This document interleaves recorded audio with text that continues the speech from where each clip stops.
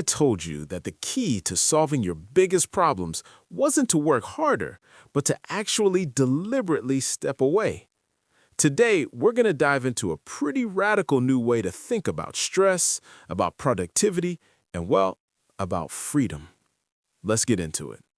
You know, the source material for this whole idea starts with this really powerful story.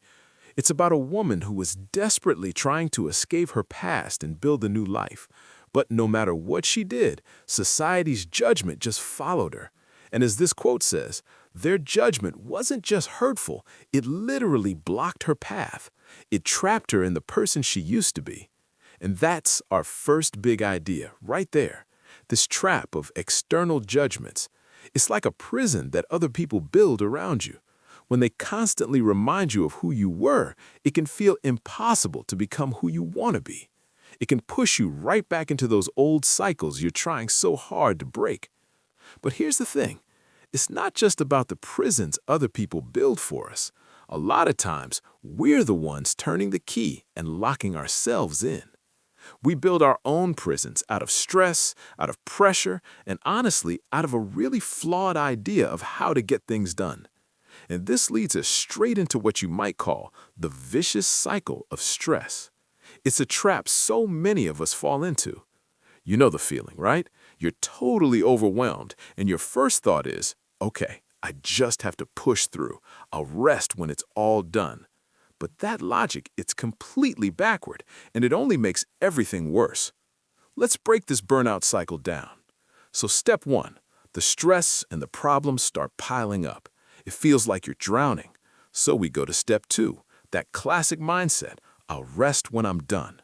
The problem is, when you're running on empty, you get to step three.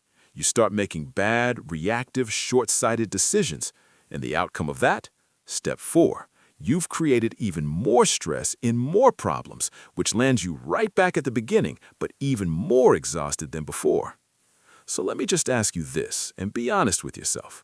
For months, maybe even for years, you've been telling yourself you'll get some rest when everything's finally done. Has that magical, problem-free moment ever actually shown up? This means we might need a totally new way to think about freedom. What if freedom isn't some distant destination where all our problems are gone? What if real freedom is the power to just disconnect from them, to choose to step away even when they're still knocking at the door? And this is the big mindset shift. True freedom isn't a prize you win at the end of a long struggle. It's a tool you use right now, in the middle of it all. It's a willful, scheduled decision to disconnect from everything. Your work, your to-do list, even other people. Just to be alone with yourself.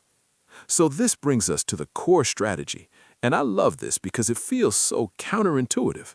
Instead of trying to fight stress with more work and more hustle, you attack it with its complete opposite, deliberate, scheduled relaxation. You don't wait for peace to find you, you impose it on your schedule. Okay, so here's the blueprint, the practical how-to. First, you have to dedicate the time, an hour a day, a full day a week, whatever it is. Put it in the calendar like a critical appointment. Second, you have to disconnect. Completely. No phone, no laptop, no one can get to you. Third, just listen to yourself. Let your mind go where it wants, no judgment. And fourth, this is absolutely crucial. You are not allowed to think about your problems. Your only job during this time is to just exist and recharge. Now, why does this work? Well, it's not just about feeling good. This is about completely rebooting your mental operating system. Because you see, the energy state your mind is in directly determines the quality of the thoughts you can produce. I mean, just look at this contrast. When you're under stress, your mind is running on negative energy. It just spits out anxious, frantic, negative thoughts, which of course lead to wrong solutions. But when you force yourself into a state of calm, you switch over to positive energy. And that state is where the clear, creative thoughts come from. That's where you find the real breakthrough solutions. It all boils down to this. You simply cannot solve your problems with the same exhausted, frantic, depleted energy that created them in the first place. You have to change your state if you want to change your outcome.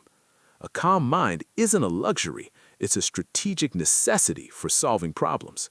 And that brings us to the final and maybe the most critical shift in thinking we need to make. We have to stop seeing rest as a luxury, as a reward you get for finishing your work. We have to start seeing it for what it is, the absolute foundation for all effective work. And look, this isn't just some feel-good idea. This principle is built into effective systems all around us. In some religious traditions, prayer isn't even considered valid without moments of rest built into it. In the world of work, effective labor laws demand paid break times. Why? Because these systems understand that rest isn't the opposite of work. It's an essential part of the work itself.